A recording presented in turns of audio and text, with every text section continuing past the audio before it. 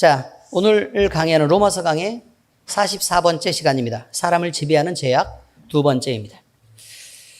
여러분, 사람이요, 하나님 되기가 쉽습니다. 내가 판단하고 또 내가 주인 되고 또 내 판단에 의지해서 다른 사람을 재고 달구하기가 쉽습니다.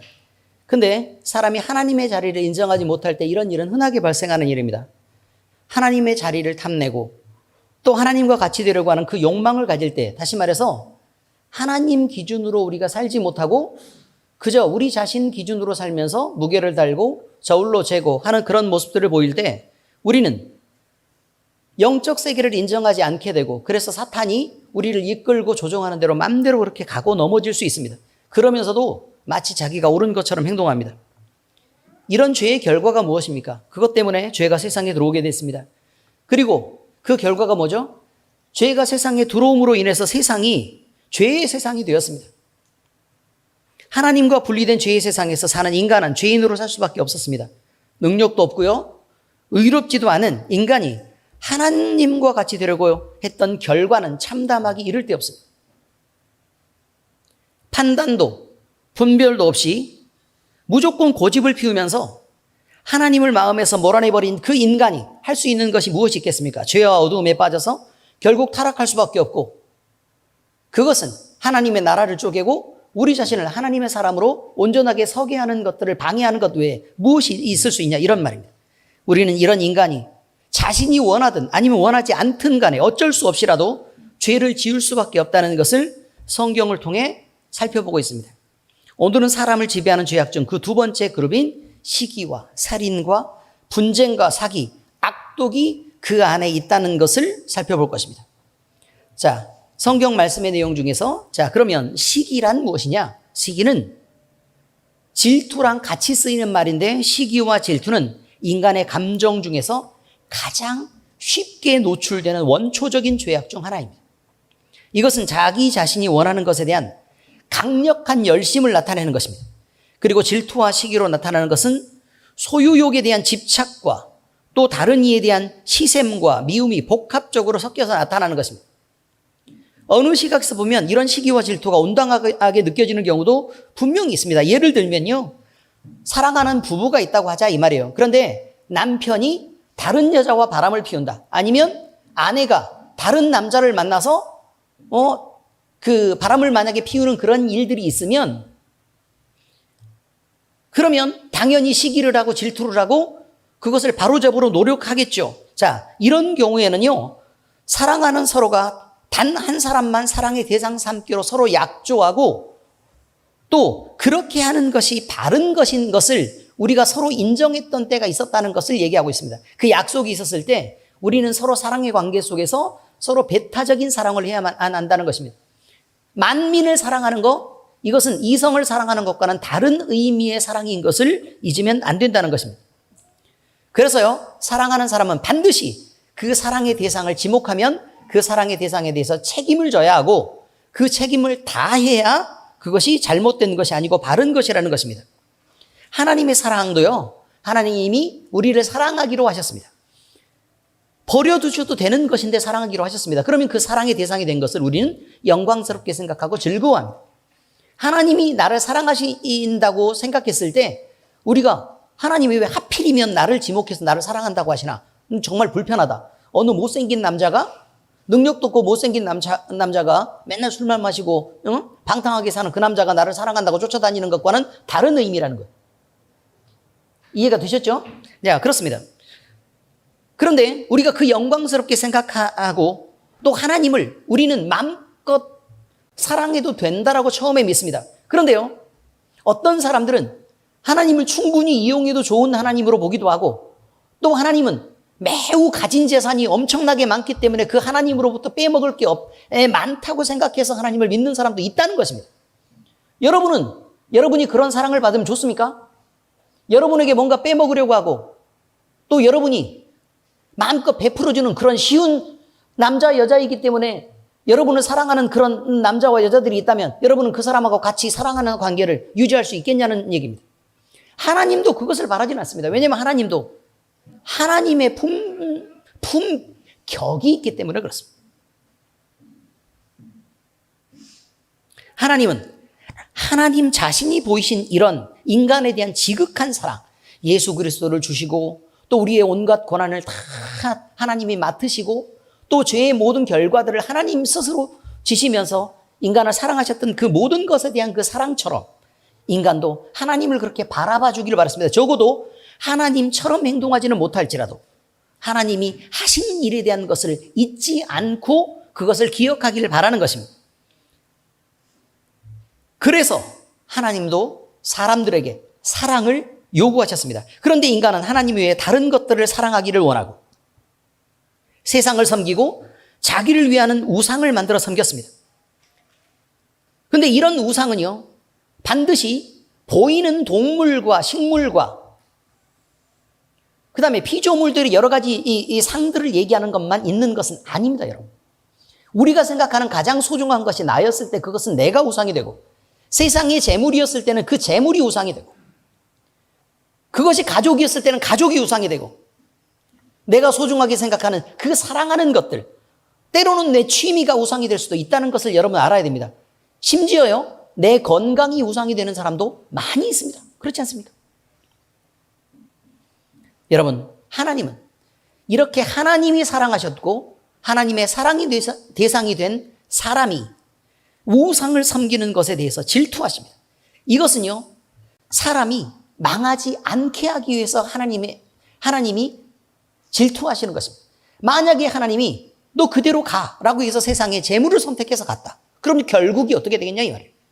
건강을 선택해서 갔다. 그럼 영원히 삽니까? 그것도 아닙니다. 내가 사랑하는 사람이 막 목숨을 버려서 나를 사랑할 것처럼 보이지만 그런 맹세를 하고 결혼한 사람도요, 부부싸움 엄청나게 하는 건 저를 많이 봤습니다.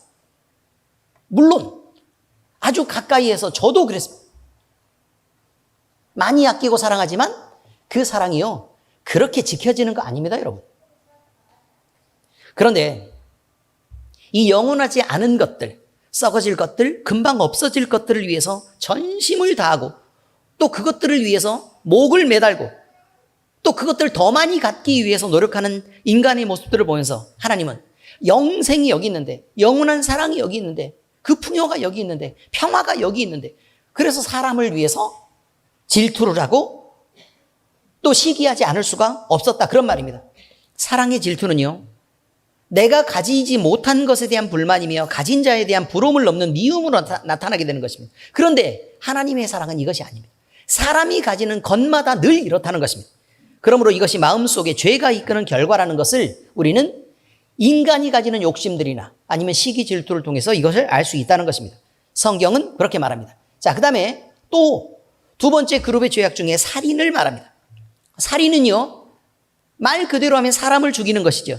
그런데 우리 주님이신 예수님께서 살인을 말할 때는 다른 사람을 향한 마음의 분노와 미움까지 살인하는 거라고 말씀하셨습니다. 마태복음 5장 21절에서 22절.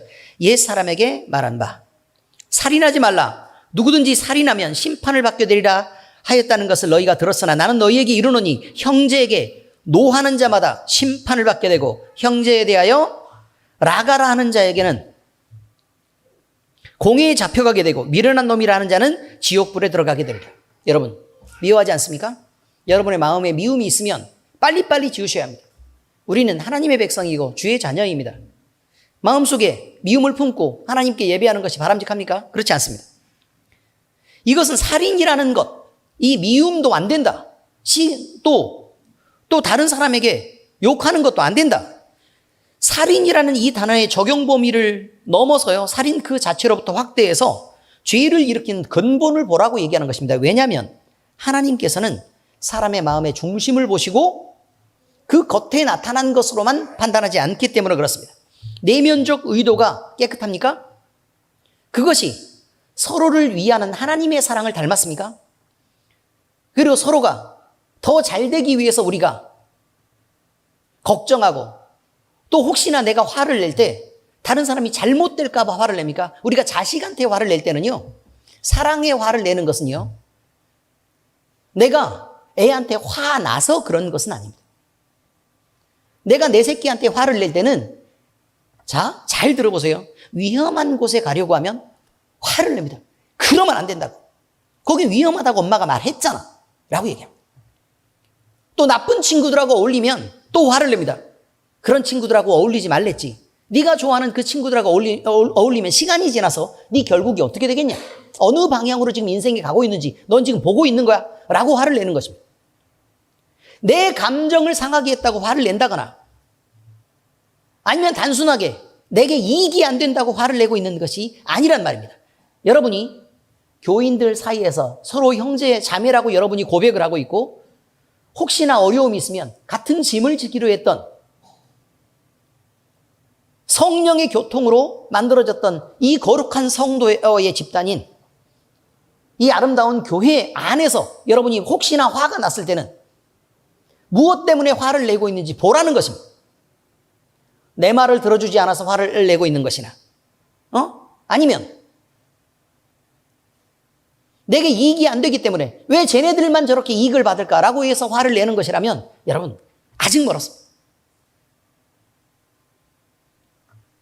죄인인 인간은 아무리 지우려고 해도 사람들을 향한 미움을 지울 수가 없게 되는 것입니다. 그래서 하나님을 의지할 수밖에 없는 것이에요. 그런데 죄인인 인간이니까 우리는 화내는 게 당연해. 그렇게 멈춰야 되겠습니까? 우리는 언제 성령 받았습니까? 그리고 하나님이 변화를 요구하시는 그때에 우리는 대답하지 않았습니까? 이제는 제대로 한번 살아보겠다고? 성령 충만하게 주님의 가르침에 이끌려서 살겠다고 말하지 않았습니까? 그런데 끊임없이 자기 생각을 내세우고 내 감정을 내세우고 내 가까운 사람들의 이익과 편의를 내세우는 그것을 어떻게 주님을 향한 사랑이고 헌신이라고 말할 수 있겠습니까? 성경은 하나님을 마음에 두기 싫어하는 인간인 죄인이 그 미움의 매임에서 벗어날 수 없다고 얘기합니다. 결국 그곳을 향해서 나가가는 사람들이 있고 그것을 떨쳐버리려고 애를 쓰는 사람들이 있다는 것을 우리는 꼭 깨달아야 됩니다. 다음은 분쟁입니다. 여러분, 분쟁은 다투고 불화하는 것을 말합니다. 화평이 없어지는 것입니다. 그리고 싸우는 것입니다. 이 세상에서 살아가는 사람은 세상을 누리려는 것이든지 아니면 자기만의 세상을 만들어서 원하는 것을 가지려고 하든지 다 자기만의 꿈이 있습니다. 그리고 그 꿈을 향해 달려갑니다. 그런데 각 사람이 원하는 것이 다르고 또 내가 중요하게 생각하는 것이 각각 다를 수 있습니다. 그렇기 때문에 내가 소중하게 생각하는 것들을 다른 사람이 가볍게 여기는 걸 견디지 못하고 그리고 서로 더 중요하다고 생각하는 그 우선순위에 대해서 내가 1번 삼고 있는데 남들이 9번이라 그러면 그걸 견디지 못한다는 것입니다. 그래서 화가 나고 그 사람과 불화하고 그 사람과 싸우게 된다. 그 말입니다. 여러분, 내 기준이 그렇다는 것입니다. 내 기준이. 하나님이 그렇게 말씀하신 게 아니고 이럴 경우에 많은 사람들이 어울려 사는 그 세상에서 서로 양보하면서 조화롭기는 불가능합니다. 왜냐하면 자기를 양보하지 않기 때문에 그렇습니다. 그러므로 삶의 우선순위와 필요가 다른 사람들 사이에서는 서로 많은 사람이 있으면 분쟁과 다툼이 있을 수밖에 없고 이것은 불화로 이어지고 분쟁을 일으키는 것입니다. 야고보서 4장 1절 말합니다. 너희 중에 싸움이 어디로부터 다툼이 어디로부터 나느냐? 너희 지체 중에서 싸우는 정욕으로부터 나는 것이 아니냐? 우리의 싸움이요 거룩하게 너는 왜 성령 충만하지 않아? 너는 왜 열심히 기도하지 않냐? 너는 왜 말씀을 열심히 보면서 하나님 앞에 가까이 다가가지 않냐? 너는 왜 주님 앞에 네 생명을 들여서 헌신하지 않냐? 이런 것으로 싸우십니까? 궁금해서 묻습니다, 여러분. 그런 걸로 한 번이라도 싸워본 적은 있으십니까? 죄인들이 가지는 야망과 질투는 절대로 서로 용할 수 없는 것입니다. 그러므로 그 어떤 것도 그 간격이 좁혀지지 않습니다. 인간은 크든 작든 이런 어려움 속에서 늘 살고 있는 불쌍한 존재입니다. 우리가 그래야 되겠습니까? 하나님의 꿈이 나의 비전이 되고 하나님의 성품이 나의 인격이 되고 하나님의 권능이 나의 능력이 되는 그 찬양을 들으면서 여러분 뭘 느끼십니까? 그러면서 늘 드는 생각이 나 이래서 어디 되겠습니까? 다음은 사기입니다. 사기란 미끼를 놓아 남을 속이고 덫을 만들어 남이 그곳에 빠져들게 하는 것을 말합니다. 실제로 눈에 보이는 덫을 얘기하는 거 아닙니다. 죄인인 인간은 육신 외에는 소망이 없습니다. 육신밖에 없습니다. 육신밖에. 무슨 영적 소망이 있겠습니까? 그래서 자기를 행복하게 할 기회도 육신을 가진, 그것도 건강하게 움직일 수 있는 짧은 얼마만큼의 그 기간 동안 외에는 없는 것입니다. 나이가 들고 늙으면요, 일단 맛있는 음식을 먹거나 아니면 밖에 놀러 가거나 재밌게 노는 것이 어쨌든 사람에게는 꿈일 텐데, 일단 나이가 들었어요. 도가니가 아픕니다. 관절에 염증이 있고 이렇게 하면 움직이기 쉬워요, 어려워요? 어렵죠? 이보영 집사님, 많이 걷게 하면 좋아요, 아니면 싫어요? 싫어요. 그러니까 이런 말이지.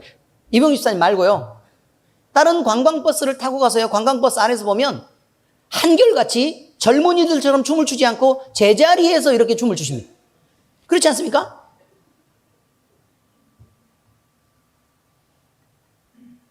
여러분, 나이가 들면 움직이는 거 불편해집니다. 그래서 멀리 가는 거 싫습니다. 더군다나 설악산 공룡능선 좋다 그래가지고 이보영 집사님을 설악산 공룡능선에 끌고 가려고 그러면 좋겠습니까? 싫겠습니까? 아니, 왜 그 좋은 장면을 보여주려고, 그 좋은 공기를 마시려고 그렇게 데리고 가는데 왜 싫습니까? 왜? 몸이 안 따라주니까 싫다고요. 그렇지 않습니까? 그렇습니다. 맛있는 걸 먹는 것도 마찬가지입니다.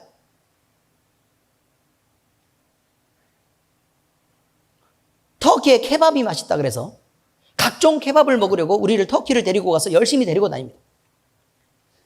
그래서 맛있다고 얘기하니까 2시간에 한 번씩 케밥을 종류를 바꿔가면서 계속 먹입니다. 좋아요, 싫어요?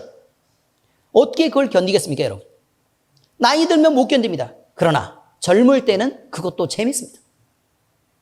케밥 먹고 그 사이사이마다 디저트 먹어야 되니까 우리 이건준 성도님처럼 달콤한 음료를 마시고, 그 다음에 다시 케밥과 케밥 사이에 2시간의 간격이 있으니까 얼른 가서 또 케밥을 먹고, 그리고 또 하얀 아이스크림을 먹고, 또 케밥을 먹고. 소화 안 됩니다, 여러분. 그래서 어떤 사람에게는 즐거움이 될지언정 나이가 들고 속이 불편한 사람에게는 그게 괴로움이 되는 것입니다. 썩 바람직하지 않습니다. 재밌게 놀고 싶습니다. 그래서 여러 가지 막 남들이 노는 그 동강 그쪽 가가지고요, 보트를 타고 노를 저으면서 열심히 이 파도를 타고 흘러내려오는데 언제가 재밌냐면 비가 많이 오고 나서가 재밌습니다. 그래서 지금 장마철에 가서 리프팅을 하자 그러면 좋겠습니까, 안 좋겠습니까? 리프팅 자체가 죽이려고 그러나 라는 생각이 들겠죠. 여러분, 그것도요, 체력이 안 되면 재미가 없습니다. 무슨 말을 하는 거냐면 육신에게 소망을 걸고 이것을 재밌다, 재밌다, 맛있다, 맛있다, 즐겁다, 즐겁다라고 얘기하는 것도 때가 있다는 것입니다. 그러니 육신을 가진 사람들은 늘 어떤 생각을 할 수밖에 없는 거냐면, 내가 젊을 때 놀아야 되는데, 힘이 있을 때 좀 밖에 나가서 뭐 좀 해야 되는데, 애들이 어렸을 때 좀 놀이동산이라도 같이 가봐야 되는데, 이런 생각을 한다는 것입니다. 그렇게 키우면, 자, 부모들이 최선을 다해서 그렇게 키우죠? 그럼 여러분과 같은 어른이 되어 있습니다. 왜요? 여러분의 부모도 여러분을 그렇게 키우셨기 때문에 그렇습니다. 이것은요, 죄인이 소망하는 그 육신에 담는 어떤 즐거움이나 아니면 재능이나 기술도 영원할 수 없다는 것을 말하고 있습니다. 그래서 육신에 담는 것은요, 엄청 공부 잘해도 영원히 행복할 수는 없습니다. 대단히 많이 똑똑한 것도 그 똑똑함이 오래 갈 수가 없습니다. 저요, 나름 똑똑하다는 얘기 많이 들었습니다.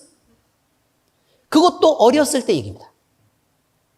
지금은요, 뭐가 생각이 안 났냐면, 제가 전라남도 출신인데 맨날 이야기하는 게, 전라남도에 유명한 산이 무등산하고 월출산하고 그 목포에 있는 유달산, 그 3개밖에 없습니다. 전라남도에 유명한 산이라는 건 그거밖에 없어요. 그런데 그 중에 제일 이쁜 산은 어디냐면 월출산입니다. 근데 월출산을 가려고 그러면 제가 강진은 기억했는데 저번 설교 때 뭘 기억을 못했냐면 영암을 기억을 못했습니다. 기억이 안 납니다, 여러분. 월출산 그러면 영암 있는데 거기잖아 라고 얘기했었던 젊은 때가 있었는데 생각이 안 납니다. 성경에서요, 제가 가끔 틀리게 얘기하는 부분이 있습니다. 제가 설교한다고 항상 바르게 얘기하는 거 아닙니다. 나중에 고쳐줘요. 왜 그러냐면 갑자기 까맣게 아무것도 생각이 안 나고 뭐 이름도 생각이 안 나고 막 장소도 생각이 안 나고 이렇습니다.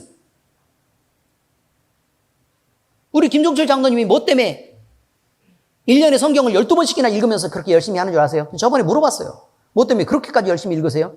그랬더니 읽은 게 자꾸 기억이 안 나서 더 나이 들기 전에 어렸을 때 많이 읽어두려고 그런답니다. 아직 7살이니까.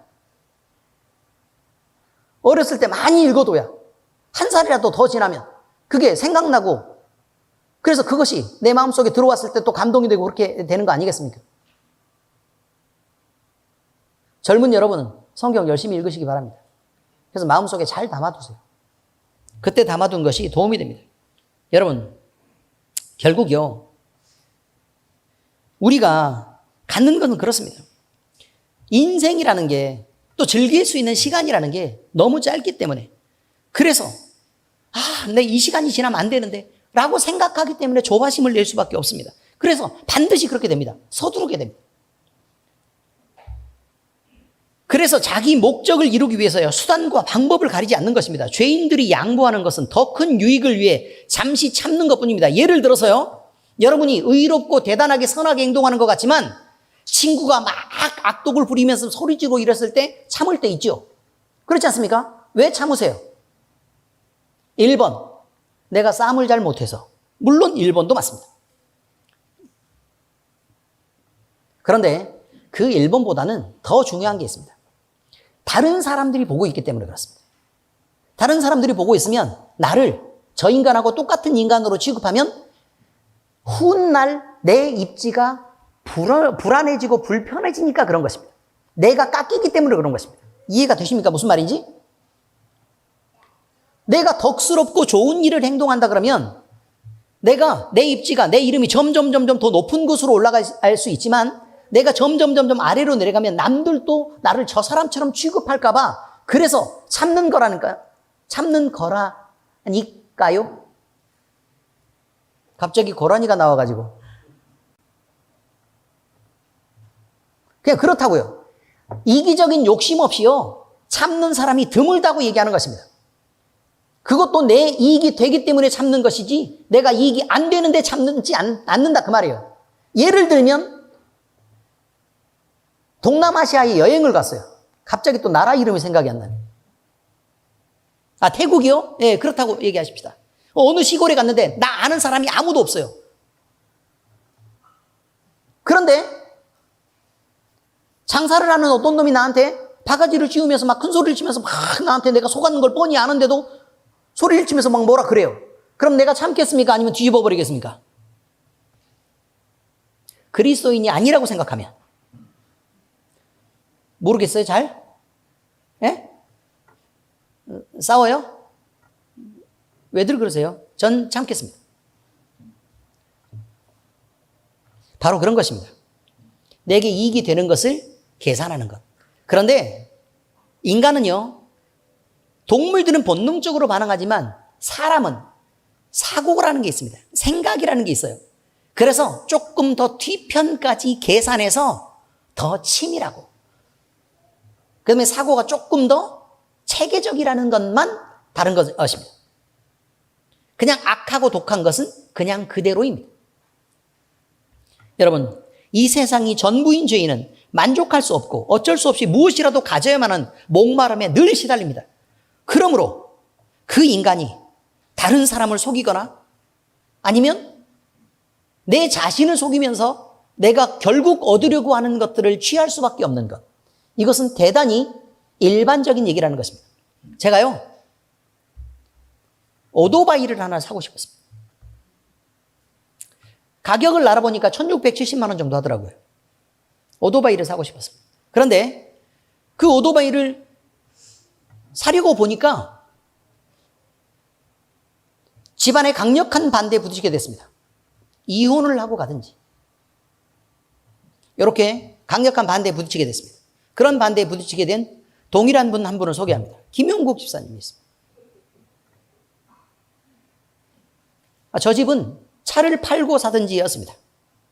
응? 차를 팔고 사든지. 자, 그런데 그때요, 제가 뭐라고 얘기했냐면, 아니, 원래 큰 오토바이는 찻길 안으로만 다니는데 뭐가 위험하다는 거야, 도대체. 여러분이 볼 때 제가 찻길 안으로만 다닐 사람으로 보이십니까?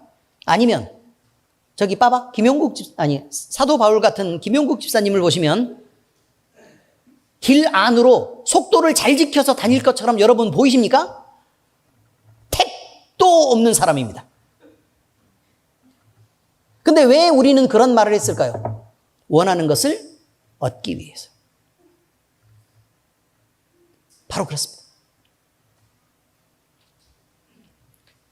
그런데 이제는 저는 좀 자유로워졌습니다. 1번, 저에게 돈이 없어졌습니다. 그래서 간단하게 모든 것들을 정리할 수 있게 됐습니다. 네, 하나님 앞에 감사드립니다. 할렐루야. 다음은 악독입니다. 악독. 악독은 저기를 갖고 악하게 행동하는 것을 말합니다. 사람은 자기 자신을 가장 소중하게 여깁니다. 그런데 하나님 없이 사는 죄인은 자기 육신을 가장 소중하게 여길 수밖에 없습니다. 왜냐하면 그게 전부이기 때문입니다. 소중한 것은요, 여러분, 밖에 놔두고 방치합니까? 아니면 지킵니까? 지키죠. 어떤 소중한 것은 금고를 만들어 지키기도 하고 어떤 소중한 것은 큰 개를 풀어서 지키기도 합니다. 그렇지 않습니까? 어떤 소중한 것은 담을 쌓아놓고 지키고 어떤 소중한 것은 스위스 은행에 맡기기도 합니다. 여러분, 결국 지키려고 한다는 것입니다. 그런데 하나님 앞에서 가장 소중한 것이 자기 육신인 사람은 자기 육신을 열심히 지킬 수밖에 없습니다. 이것을 뭐라고 얘기하느냐? 방어기제라고 얘기합니다. 방어기제. 그런데 이 방어기제가 결국은 소중한 것이 있고 좀 덜 소중한 것이 있다면 결국은 더 소중한 것을 더 신경 쓸 수밖에 없는 것으로 가기 때문에 우리는 객관적이고 합리적인 사고를 할 수가 없는 편협한 감각을 갖게 됩니다. 그래서요, 내게 소중한 것이 내 가까이 붙여놓게 되고 좀 덜 소중한 것은 더 멀리 붙여놓게 됩니다. 예를 들어 우리 전도사님은 송채원이라는 보물이 있습니다. 그럼 어떻게 합니까? 가까이 붙여놓고 혹시나 위험하지 않게끔 맨날 옆에 그렇게 붙여놓고 있으려고 하겠죠. 그렇죠. 그러니까 횡단보도도 함부로 못 건너게 하고 할머니랑 같이 건너라 그러고 그냥 뭐 가까운 학원은 그냥 가도 괜찮은데에도 불구하고 굳이 따라다니면서 보호하려고 애를 쓰고 사실 송채원이 훨씬 빨라요. 그렇지 않습니까? 여러분 보셨어요? 안 보셨어요? 전도사님이나 사모님 움직이는 거하고 송채원 움직이는 거하고 누가 더 빨라요? 채원이가 훨씬 빠르죠. 그럼에도 불구하고 못 믿겠다는 것입니다. 왜요? 내게 소중하니까. 바로 이것입니다. 여러분, 이렇게 근데 이 소중함 때문에 그러면 자, 채원이가 소중하다 그러면 결국은 전도사님이나 사모님이 채원이가 다른 애들하고 시비가 붙었어요. 그럼 누구 편을 들겠습니까? 객관적이겠습니까? 그게 그렇게 잘 되면 부모겠습니까? 안 되니까 부모죠. 바로 이것입니다. 우리는 그것을 인정해야 된다는 거예요. 우리의 편협한 사고, 내가 가까이 있는 것들을 더 소중하게 생각하고 또 그것들을 내세우는 것. 하나님보다요, 훨씬 더 그게 민감하고 더 가깝게 다가옵니다. 그래서 하나님 앞에는 진짜 사랑의 고백을 우리가 드리기가 어렵습니다. 왜냐하면 그렇게 많이 우리가 하나님을 사랑하지 않기 때문에 그렇습니다. 그런데요, 제가 지나가다가 우리 집에 덩어리 하나가 쓱 지나다닙니다. 이렇게 집 안에서 이렇게 지나다닐 때 늘 지나다니다가 우리는 서로 끌어안고 사랑해 라고 하면서 톡톡톡톡 이렇게 토닥거리고 그냥 가는데 금방 못 떨어지고 한 15초 정도 이렇게 있다가 떨어지고 또 5초 후에 다시 옆을 지나가다가 또 끌어안고 또 사랑해? 그러면 또 지나가고. 그런데 우리 굉장히 중요한 경쟁자가 한 가족이 생겼습니다. 누구라고 말씀드리진 않겠지만 자꾸 축구 이찬희를 빼냅니다. 네가 생각해도 어이가 없지? 여러분, 소중하면 지키려고 하는 것이라 이거예요. 소중하면 지키려고 하는 것이다. 그런데 이것이 제가 얘기할 때 여러분이 공감하는 것은 이것이 일반적이라는 것입니다. 그런데 하나님 앞에서도 이것이 바르냐 이거죠. 다른 사람에게 피해가 안 된다면 이것이 바른 것이겠지만, 그런데 하필이면 이게 다른 사람하고 관계 속에서 나타날 때 늘 그런 습관들이 드러난다는 게 문제입니다. 해오던 대로 한다 그런 말이죠. 그러므로 누가 무슨 말을 할 때 나를 공격하는 건지 아닌 건지 따지게 돼서 살피게 되는 것이고, 그리고 사소한 오해가 생겨도 싸워서 이기려고 합니다. 난 안 그랬어라고 적극적으로 변호하다 보면 싸우게 된다 이런 말입니다. 그러므로 좋은 말도 나쁘게 들릴 수도 있고 여러 상황을 자기가 유의한 대로 해석하면서 남을 비방하는 일을 하는 것입니다. 이것은 너무 많은 사람들이 만나는 상황입니다. 성경은 이것을 악독이라고 얘기합니다. 여러분은 자연스러운 상황이라고 웃었지만 성경은 악독입니다. 하나님보다 자기를 높여 또 내게 소중한 것들을 높여서 마음의 중심 자리에 그것들을 모시고 섬기는 이것, 죄인이 벗어날 수 없는 죄악으로 설명하고 있는 것입니다. 호세아서 8장 4절을 그렇게 말합니다. 그들이 왕들을 세웠으나 내게서 난 것이 아니며 그들의 지도자를 세웠으나 내가 모르는 바이며 그들이 또 그 은, 금으로 자기를 위하여 우상을 만들었나니 결국은 파괴되고 말리라. 결국은요, 왕을 세우는 것이나 지도자를 세우는 것이나 금으로 우상을 세우는 것이나 모두 다 자기를 위하는 것들이다 그런 말이에요. 그러니 결국 하나님은 그것들을 파괴하고 말겠다라고 얘기하고 있습니다. 이처럼 마음에 하나님 두기를 싫어하며 어둠 속에 사는 인간은 그들이 추구하는 삶의 목표나 지향점이 거듭난 그리스도인과는 판이하게 다름을 우리는 발견할 수 있습니다. 이들은 모두 억지 노력으로 자신을 행복하게 하려고 애를 쓰고 있습니다.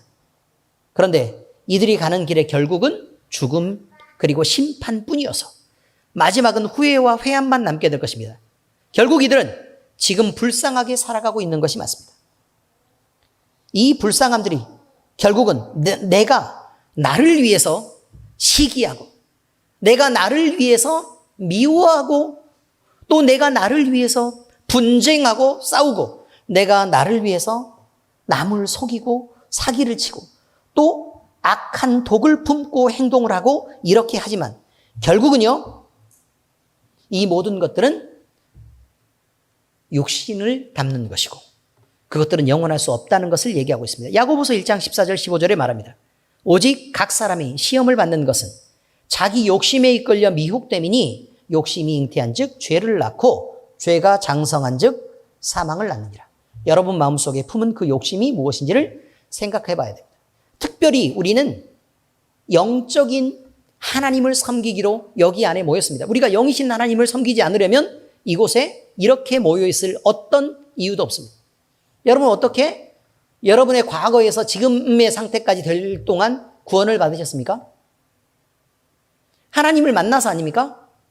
그 하나님이 여러분에게 일으키셨던 그 놀라운 기적은 그냥 일반적으로 사람들이 병원에서 치료하는 것들이나 아니면 약국에서 쓰는 약들로 여러분이 치료받았습니까? 그게 아니고 영이신 하나님을 만나서 그렇게 된 거 아닙니까?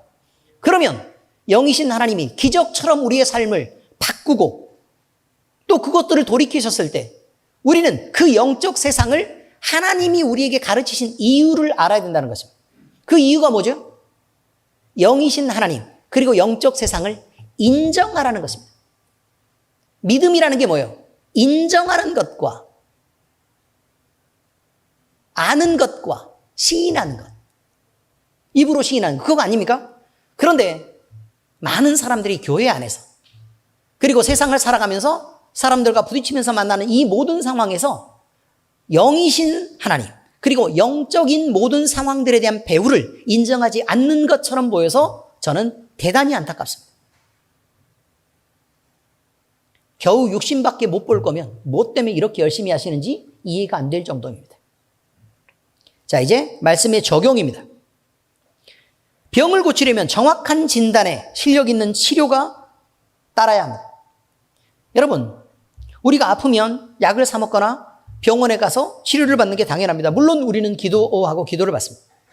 병원에 가서 훌륭한 의사 선생님을 만나서 병의 원인을 잘 파악하고 지혜롭게 잘 대처하면 병을 치료할 수도 있습니다.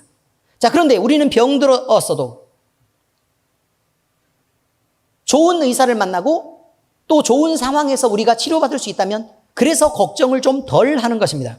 그런데요, 아픈데 그냥 참아서 병을 키우는 일이라든지 또 병의 원인을 잘못 파악해서 잘못된 대처를 한다면 이 병은 점점 잘할 수밖에 없고 때로는 사람의 목숨을 앗아갈 수도 있는 것입니다. 우리가 사는 세상에서 우리 주변을 돌아보면 몸이 아픈 사람도 많고 또 정신이 아픈 사람도 많습니다. 또 정확히 아픈 것은 아니지만 마음이 긁히고 다쳐서 상심과 좌절에 빠져 고통을 호소하는 사람들도 많습니다. 자, 이런 사람들뿐만 아니라 주변 사람들을 원망하며 자기 마음속으로 미움을 가득 채워놓고 인생을 참으로 모질게 살아가면서 자기의 방어벽을 높이는 사람도 있습니다. 이런 상황은요, 세상에서는 너무나 흔하게 만나는 상황이고 이 고통 중에 있는 모두는 하루빨리 이 고통에서 벗어나기를 꿈꿉니다. 그래서 병원을 찾아 치료하는 사람도 있고 또 정신과를 찾아 상담을 받고 또 약을 먹는 사람도 있고 또 이렇게 의학적인 치료뿐만 아니라 취미 생활을 하면서 여유를 만드는 사람들도 있고 또 운동을 하면서 건강을 좀 더 낫게 하는 사람도 있습니다. 그리고 자연인이 되어서 아예 사회와 격리된 자연 속으로 들어가서 사람하고 안 만나도록 결정하고 또 그렇게 살아가는 사람들도 있습니다. 그런데요, 하나님은 성경 말씀을 통해 말씀하시기를 죄인이 이런 방법으로는 자기를 구원할 수 없다고 말씀하십니다. 왜냐하면 육신의 치유가 전부가 아니기 때문에 그렇습니다. 사람이 죄 속에서 목표와 방향을 잃고 헤매며 수많은 싸움과 고난으로 몸과 마음은 병들고 다쳤다고 성경은 얘기합니다. 자, 이사야서 1장 5절에서 6절 보니까 너희가 어찌하여 매를 더 맞으려고 폐역을 거듭하느냐. 온 머리는 병들었고 온 마음은 피곤하였으며 발바닥에서 머리까지 상한 곳이 없이 상한 것과 터진 것과 새로 맞은 흔적뿐이거늘 그것을 짜며 싸매며 기름으로 부드럽게 함을 받지 못하였다라고 얘기합니다. 그 이유는 너무나도 분명하게 하나님을 경계하고 그들이 버렸기 때문이라고 얘기합니다. 자, 이사야서 1장 2절에서 4절에 말합니다. 하늘이여 들으라, 땅이여 귀를 기울이라. 여호와께서 말씀하시기를 내가 자식을 양육하였거늘 그들이 나를 거역하였도다. 소는 그 임자를 알고 나귀는 그 주인의 구유를 알건만은 이스라엘은 알지 못하고 나의 백성은 깨닫지 못하는도다 하셨도다. 슬프다 범죄한 나라여 허물진 백성이여 행악의 종자여 행위가 부패한 자식이로다. 그들이 여호와를 버리며 이스라엘의 거룩하신 이를 만홀히 여겨 멀리하고 물러갔도다. 이렇게 말합니다. 결국 이것 때문에 어떻게 됐다고요? 폐역을 거듭하게 됐고 병들고 피곤하고 성한 곳이 없이 상한 흔적뿐이었다라고 얘기하고 있습니다. 여러분, 그런데요, 성경은 이렇게 지적만 하고 있는 게 아닙니다. 회복의 방법을 말합니다. 아주 간단합니다. 우리의 마음 안에 하나님을 회복하고 그 중심에 하나님을 모시는 것입니다. 내가 내 편 들지 말고 하나님의 편을 드는 것입니다. 내가 내 기준으로 자와 저울을 대는 게 아니라 하나님이 가지신 자와 저울로 판단하는 것입니다. 이것을 분별이라고 얘기합니다. 내가 하는 것을 판단이라고 얘기하고 하나님이 가신 자와 저울을 대는 걸 뭐라고 얘기한다고요? 분별이라고 얘기합니다. 분별하시기를 바랍니다.